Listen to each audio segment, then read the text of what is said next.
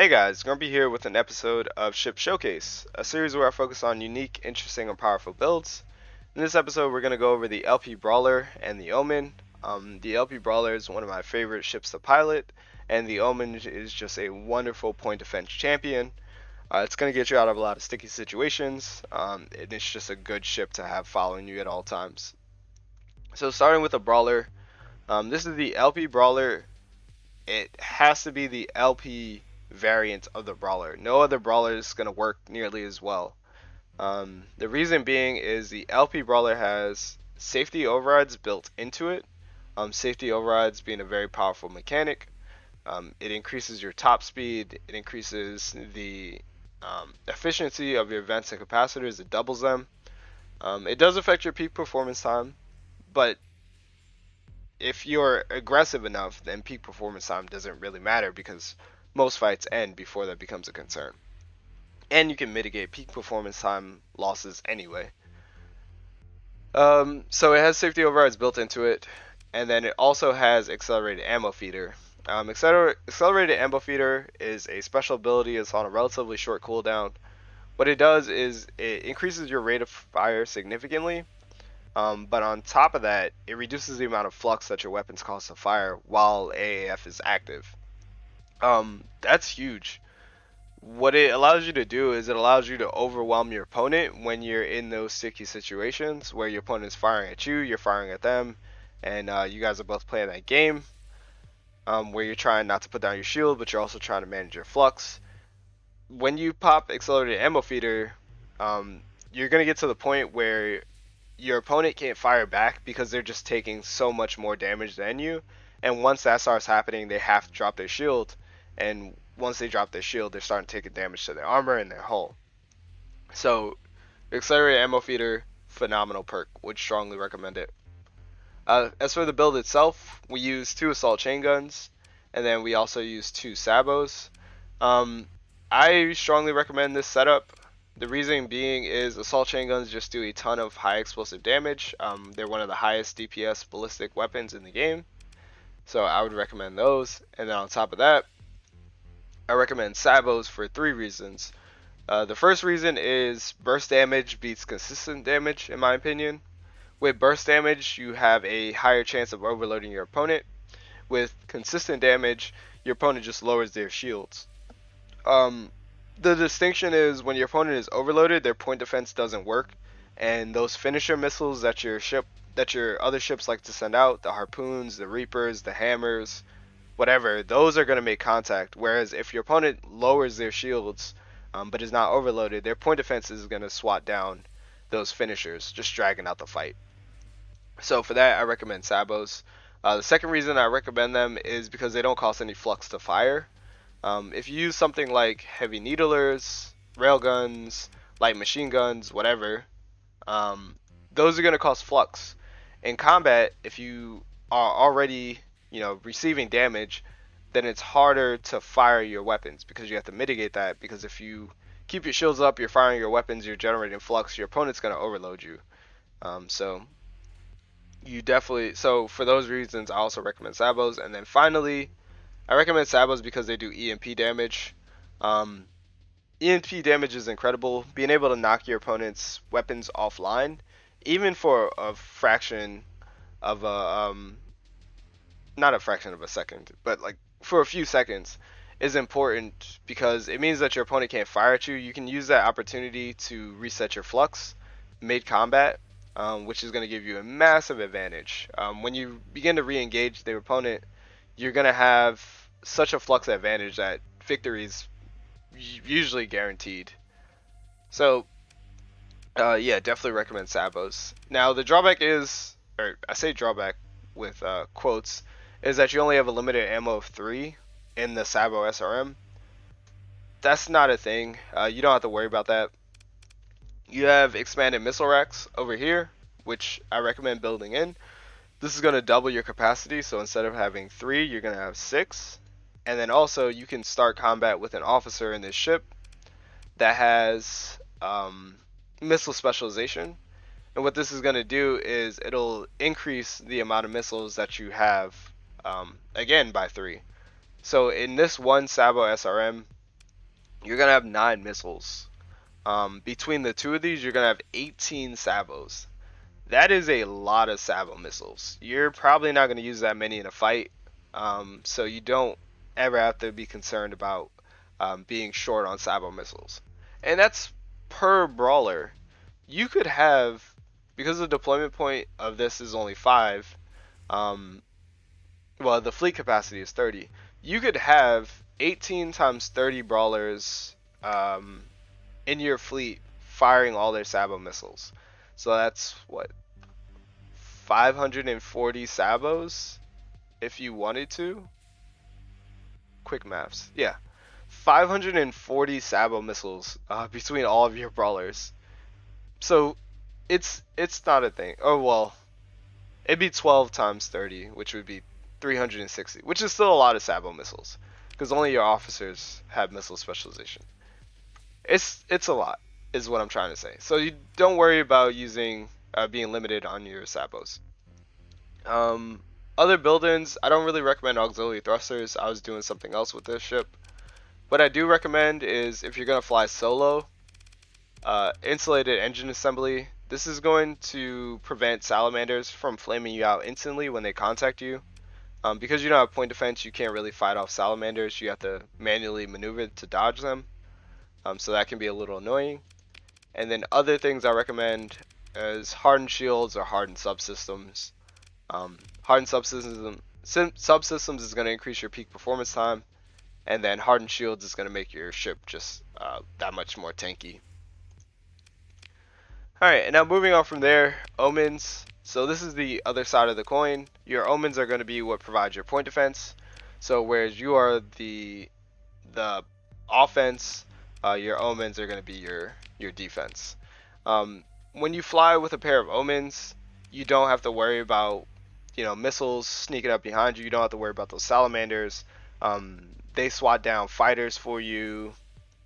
They even subdue other ships, so like frigates, destroyers. Cruisers are a little more difficult, but if you position them correctly, they can get behind a cruiser and keep it flamed out. But yeah, these guys are going to protect you. You definitely want them by your side. There's 2 variants you could build them as. There is the long range point defense variant with the burst lasers, using integrated point defense AI and hardened shields. So these are just like strictly support ships. And then you have kind of your faster ships. So these keep up with you side by side. They have safety overrides on them as well as hardened shields. The reason I sometimes go with these is just because I want that top speed just really high. I want them to be maneuverable, and I want them to stay out of danger. Oftentimes I'll use these to harass ships, or I'll use these to like go distract the ship while I'm dealing with something else. So for that, safety overrides is their main form of defense. Yeah, the Omen. Oh, one more thing I should probably mention is why they're point defense champions. They have EMP emitter. So EMP emitter is on a very, very short cooldown. What it does is it generates EMP arcs randomly around the ship, which target missiles, fighters, other ships, and they do a significant amount of damage. So that's what gives it its ability to protect your back. Alright, but without further ado, let's go ahead and demonstrate. I'm going to put an officer with missile specialization in here. And then let's run the simulation. I'm going to transfer over to this ship.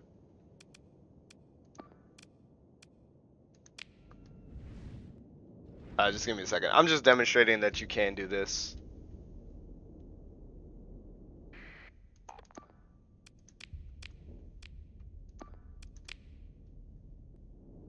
So whereas normally we would start with 12, we're going to start with 9 and 9, so 18 Sabo missiles. Let's go ahead and generate some enemies. The reason I did that is because I want to demonstrate just how far these Sabo missiles can go. So let's give them 2 cruisers, 3 destroyers, and then a handful of frigates. We'll give them their own Omen as well, and I think that's good. So 100 deployment points versus our 15. I'm gonna have them follow me, and then let's go ahead and begin. So this is a very beginner-friendly ship, AI-friendly ship. The way it works is you use your sabos to overload a target, and then you follow up with your assault chain guns. Basically, all you're doing is you're looking for those opportunities to exploit. So when a ship separates from the pack, goes too far forward,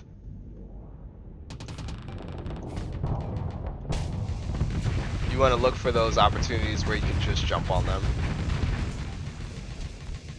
Oh, no you don't. There you go. Your time to kill is extremely high in this ship. Or I guess I should say extremely low. Your sabos are going to leave targets overloaded, and if you pop accelerator ammo feeder, they're not long for this world. So some things to note is peak performance time is going to be an issue because you do have safety overrides. It's not really that much of a problem. If you add hardened subsystems, you mitigate it, and then also if you pick up the perk combat endurance, it's also not going to be much of an issue. So I'm going to go ahead and use this lasher as a shield.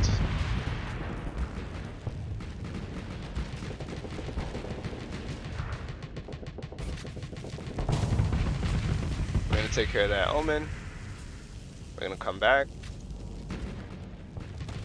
We're going to deal with this Cerberus.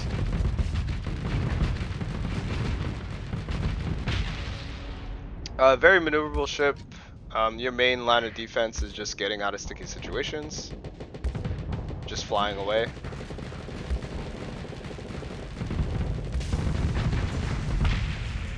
Alright, here comes the Dominator. Let's see if we can isolate either the Eagle or the Hammerhead. I think we can get the Hammerhead, so we're going to fire off our sabos.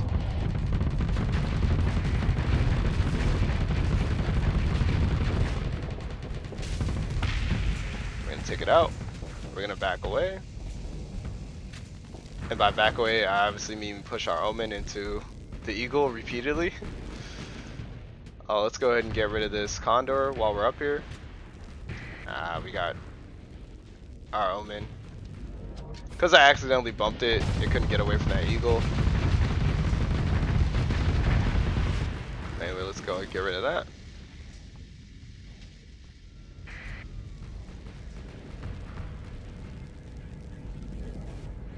Yeah, that's why I recommend the safety overrides version of the Omen, just because it's less likely to get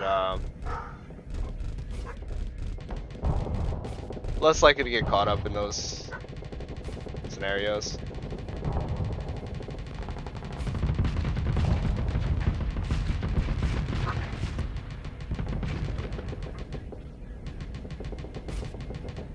Oh, I'm out of sabos. I was like, something's not working here. Okay, I didn't realize I was out of sabos. Usually what I do is I'll keep sabos in reserve. Oh my gosh, this Eagle is so annoying. I'll keep sabos in reserve for these cruisers so I can deal with them later.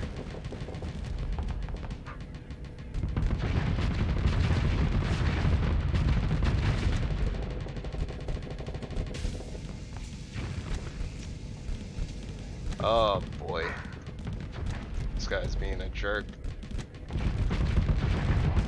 Anyway, the Eagle is just annoying because it has beam weapons and it has maneuvering jets, so it's hard to get around it.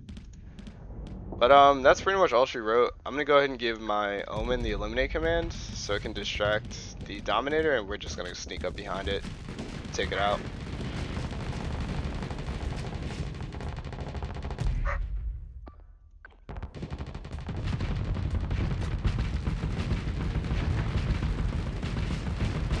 And yeah, that's that. So go ahead and give this combination a try. See if you like it. I use this from the start of the game all the way until the very end. and I just find it very effective. We did lose one Omen, and that was because of some misplay, but overall, I mean, it's just a very, very powerful duo. Anyway, other than that, Grumpy out.